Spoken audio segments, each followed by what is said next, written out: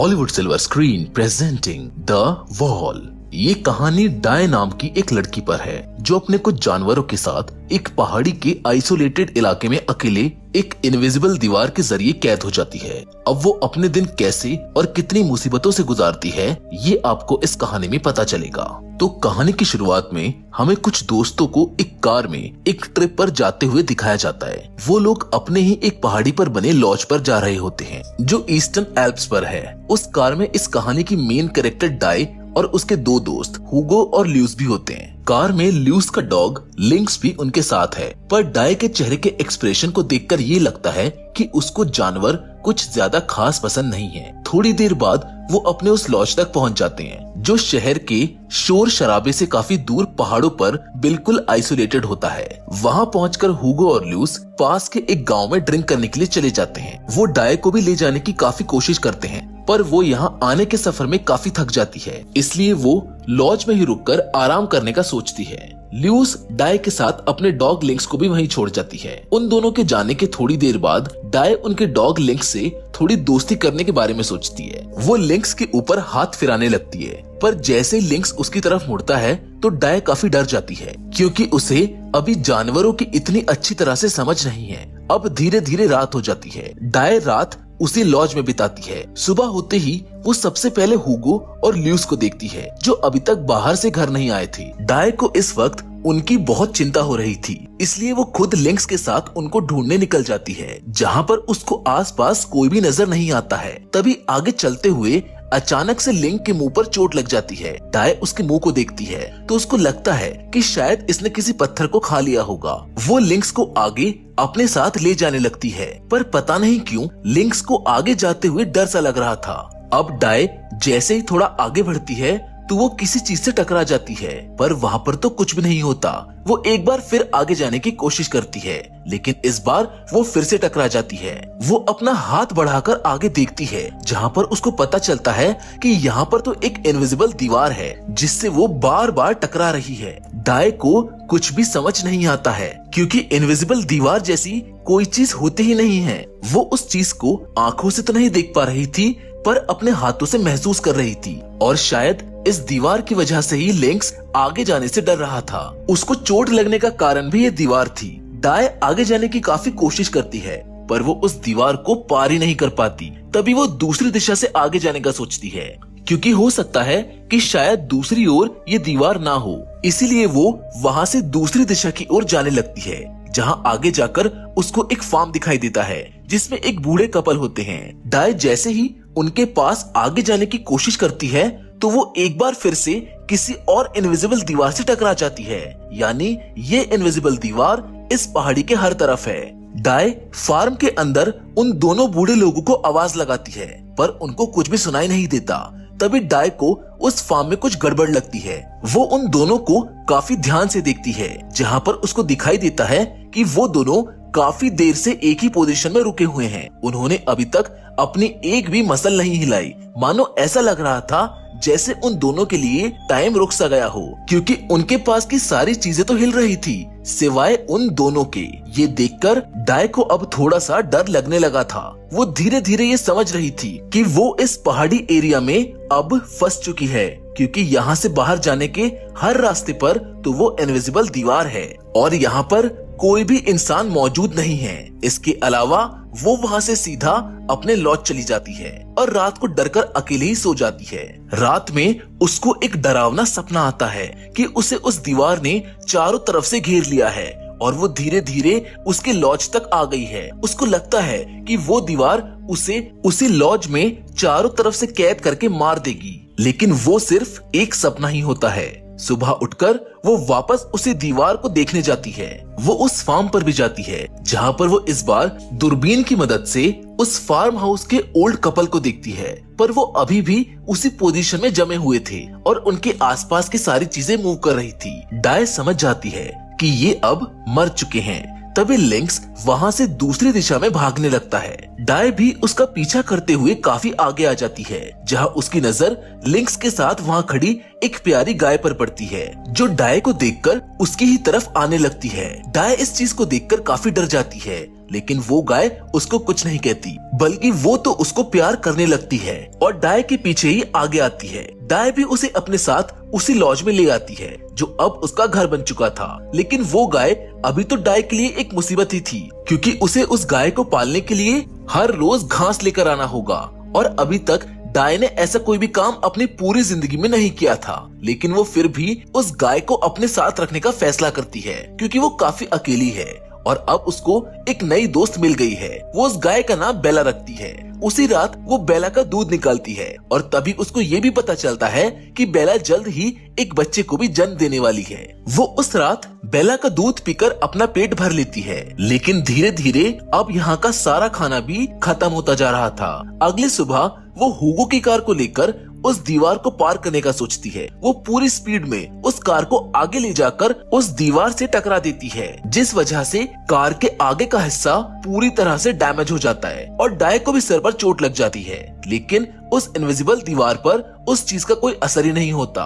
वो दीवार अभी भी वहीं पर थी। उसे उस इनविजिबल दीवार के पार एक कार भी खड़ी हुई दिखाई देती है, पर उसके अंदर भी कोई नहीं होता। इस जगह शायद डाय ही अकेली इंसान है जो जिंदा बची हुई थी। वो उस जगह से निराश होकर वापस अपने लॉज आ जाती है और रोने लगती है, क्योंकि अब तक वो ये समझ चुकी थी कि अब वो यहाँ से कभी भी बाहर नहीं निकल पाएगी। उसके मन में उल्टे सीधे ख्याल आने लगते हैं, यहाँ तक कि वो एक बार तो अपने आप को जान से मारने के बारे में भी सोचने लगती है। पर तभी उसको लिंक और उसकी गाय बेला का ख्याल आता है कि अगर वो मर गई तो उन दोनों का ख्याल कौन रखेगा। उसके अलावा उन दोनों का यहाँ पर कोई भी नहीं है। इसी मोटिवेशन के साथ वो यहाँ सरवाइव करने का सोचती है। अब वो रोज अपनी गाय बेला के लिए घास काट कर लेकर आती है और खुद उसका दूध पीकर अपना काम चलाती है। ऐसे करते करते डाय ने पूरी गर्मियाँ निकाल दी।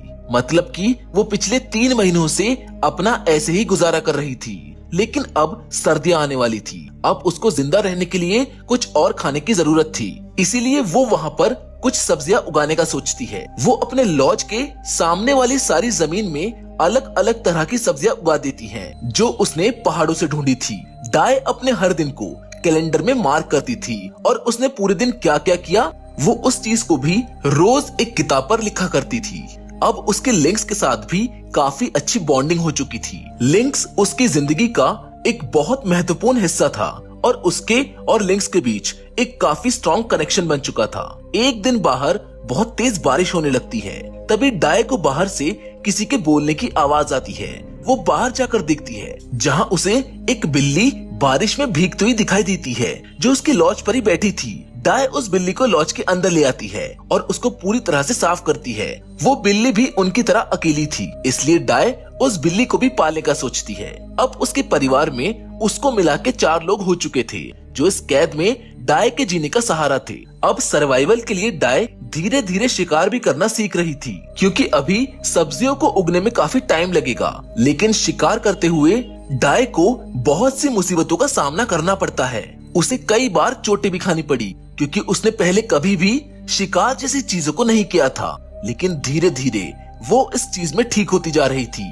लिंक्स भी उसको इस चीज में काफी मदद कर रहा था। लेकिन डाय अब अपने इस परिवार को पालने के लिए काफी सारी चीजें सीख चुकी थी। वो रोज अपनी गाय बेला के लिए जंगल से घास लेकर आती थी और जब भी उसे कभी अपने लिए खाने की जरूरत पड़ती तो उसके लिए वो अपनी बंदूक को उठाकर शिकार पर निकल जाती। एक दिन उसे शिकार करते हुए एक ट्रक खड़ा हुआ मिलता है, जिसको वो रोज आते जाते देखा करती थी। पर आज वो उसे थोड़ा सा आगे की ओर खड़ा हुआ दिखाई देता है। उसके मन में एक उम्मीद सी जागती है कि शायद उसके अलावा भी कोई और यहाँ है और शायद वो यहाँ से बाहर निकल सकती है। लेकिन जैसे ही वो उस चीज को देखने आगे की ओर बढ़ती है, तभी वो फिर से उस इनविजिबल दीवार से टकरा जाती है। उसकी सारी उम्मीदें चकनाचूर हो गई थी। वो निराश होकर वापस जाने लगती है। लेकिन तभी उसे अपने पास वाली पहाड़ी पर एक और घर दिखाई देता है। वो दूरबीन से उस घर के अंदर देखती है, पर उसके अंदर भी कोई नहीं होता। वो उस घर के पास जाकर बैठ जाती है, क्योंकि वहाँ का नजारा बहुत ज्यादा सुंदर था। हल्की हल्की हवा चल रही थी जिससे डाय को वहीं पर नींद आ जाती है। लिंक्स भी उसके साथ वहाँ पर अच्छा महसूस कर रहा था, लेकिन जब वो जागती है तो काफी रात हो चुकी थी। वो वहाँ से वापस अपने लॉज में चली जाती है, जहाँ जाकर वो देखती है कि उसकी बिल्ली ने एक बच्चे को जन्म दिया है जो बिल्कुल बर्फ की तरह सफेद और प्यारा है। डाय उसका नाम पर्ल रख देती है। डाय को पता था कि सर्दियां बस आने ही वाली है, इसलिए वो अपने लॉज के सामने वाली घास को पूरी तरह से काट देती है, जिसमें उसको काफी दिन लग जाते हैं और उसके हाथों में भी छाले पड़ जाते हैं। लेकिन अब वो इस तरह की लाइफ को जीना सीख चुकी थी। अब डाय वो इंसान नहीं थी जो शुरुआत में अपने दोस्तों के साथ यहाँ पर आई थी। मुसीबतों ने उसको पूरी तरह से बदल दिया था। अब वो यहाँ के माहौल के हिसाब से पूरी तरह से ढल चुकी थी। ऐसे करते करते उसे यहाँ पर अब पूरे 6 महीने हो चुके थे और सर्दियां भी आ चुकी थी। बाहर हर तरफ बर्फ ही बर्फ पड़ी थी। सारे पहाड़ बर्फ से ढके हुए थे। डाय अपने और अपने पालतू जानवरों के लिए शिकार करने निकल जाती है, पर वापस घर आकर उसको पता चलता है कि उसके बिल्ली का बच्चा पर्ल ऐसी ठंड में घर से बाहर निकल गया है। डाय को उसकी चिंता होने लगती है, क्योंकि वो ऐसी ठंड में ज्यादा देर तक जिंदा नहीं रह पाएगा। इसलिए वो उसको बाहर ढूंढने के लिए निकल जाती है, पर कुछ दूर चलते ही पर्ल उसको मरा हुआ मिलता है, जिसको देखकर डाय रोने लगती है और उसको वहीं पर दफना देती है। उसको उसके मरने का काफी गम होता है। वो उसे दफनाकर वहाँ से सीधा घर चली जाती है और घर जाकर अपनी सारी बातों को रोज की तरह एक किताब पर लिख देती है। दिन बीत जाते हैं। डाय हर दिन बदलती जा रही थी, लेकिन उसने उस जादुई दीवार को चेक करना कभी भी नहीं छोड़ा। वो हर रोज उस दीवार को चेक किया करती थी। डाय बाहर की दुनिया और लोगों को बिल्कुल भूल चुकी थी। तभी उसकी जिंदगी में एक और नया मेंबर आता है। अगले दिन उसकी गाय बेला एक बच्चे को जन्म देती है, जो बिल्कुल ही उसी की तरह प्यारा होता है। डाय की जिंदगी से पर्ल के जाने के बाद अब उस नए मेंबर ने उसकी कमी को पूरा कर दिया।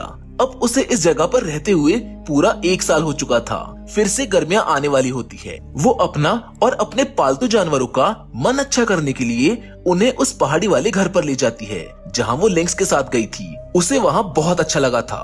वो अपने जानवरों के पूरे परिवार को लेकर उस पहाड़ी वाले घर पर पहुंच जाती है। वो जगह अभी भी उतनी ही सुंदर होती है जितनी की पहले हुआ करती थी। वहाँ का मौसम बहुत सुहावना था। हल्की हल्की हवा चल रही थी। डाय उस रात वहीं रुकने का फैसला करती है। रात में वहाँ का आसमान पूरा तारों से भर जाता है। मानो ऐसा लग रहा था कि जैसे आसमान आज किसी चीज का जश्न मना रहा हो। उसे वहाँ पर एक अलग सा सुकून मिल रहा था। वो अपने लॉज वापस जाकर इस पूरे एहसास को अपनी किताब में रोज की तरह ही लिख देती है। डाय अब पूरी तरह से यहाँ रहना सीख चुकी थी। वो इस माहौल में ढलकर पूरी तरह से बदल चुकी थी। अब उसके लिए सिर्फ उसके पालतू जानवर ही जरूरी थे, जिसमें उसे सबसे ज्यादा लगाव लिंक्स से था, क्योंकि वो उस वक्त डाय के अकेलेपन का सहारा बना जिस वक्त वो बिल्कुल अकेली थी। दिन बहुत जल्दी बीत रहे थे। गर्मियां भी निकल जाती हैं और फिर से पतझड़ का मौसम आ जाता है। कुछ समय बाद फिर से ठंड आने वाली थी, इसलिए डाय ने अपने खाने और अपनी लकड़ियों के कोटे को पूरा कर लिया था, ताकि उसे और उसके जानवरों को ठंड में कोई दिक्कत ना हो।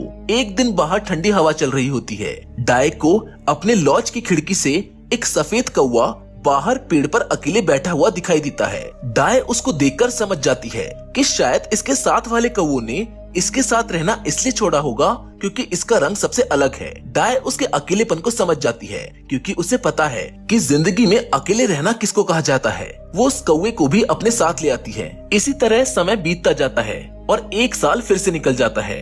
डाय फिर से अपना कुछ वक्त बिताने के लिए उसी पहाड़ी वाले घर पर अपने जानवरों को लेकर जाती है, पर इस बार उसे वहाँ पर बिल्कुल भी अच्छा नहीं लगता। वो जगह तो अब भी वैसी ही थी जैसे पहले हुआ करती थी, पर डाय अब अपनी इस कैद भरी लाइफ से ऊब चुकी थी, इसलिए उसको अब सब कुछ बेकार लग रहा था। लेकिन वो इस बारे में कुछ भी नहीं कर सकती, क्योंकि ऐसे जीना उसकी मजबूरी थी। इस पहाड़ी पर उसे बिल्कुल भी अच्छा नहीं लगता, इसलिए वो यहाँ से अपने जानवरों को लेकर वापस अपने घर यानी कि उस लॉज में चली जाती है। अब इसी तरह रहते रहते उसे यहाँ पर पूरे 3 साल हो जाते हैं। वहीं पर एक दिन डाय अपने डॉग लिंक्स को लेकर शिकार कर आ रही होती है। तभी उसको ऐसा लगता है कि शायद उसकी गाय का बच्चा चिल्ला रहा हो। वो फौरन उसकी ओर जाती है और तभी उसको एक आदमी कुल्हाड़ी से उसकी गाय के बच्चे को मारता हुआ दिखाई देता है। डाय उसको देखकर बहुत तेज चिल्लाती है, पर वो आदमी नहीं रुकता। लिंक्स भी उस आदमी को रोकने की कोशिश करता है। डाय को कुछ भी समझ नहीं आता। वो वहाँ से फौरन लॉज की ओर भागती है और वहाँ से अपनी बंदूक को लेकर आती है, पर उसके आने में थोड़ी सी देर हो गई थी क्योंकि इतने में उस आदमी ने लिंक्स को भी मार दिया था। डाय उस दृश्य को देखकर बिना सोचे उस आदमी के सीने में गोली को उतार देती है, जिसकी वजह से उस आदमी की भी मौत हो जाती है।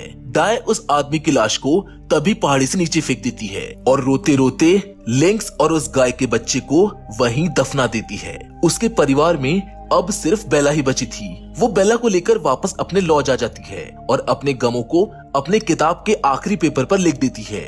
डाय एक समय पर मरने का भी सोचती है, पर बेला की वजह से वो ऐसा नहीं कर पाती। वो अब उसके साथ ही यहाँ पर अपनी जिंदगी गुजारने के बारे में सोचती है।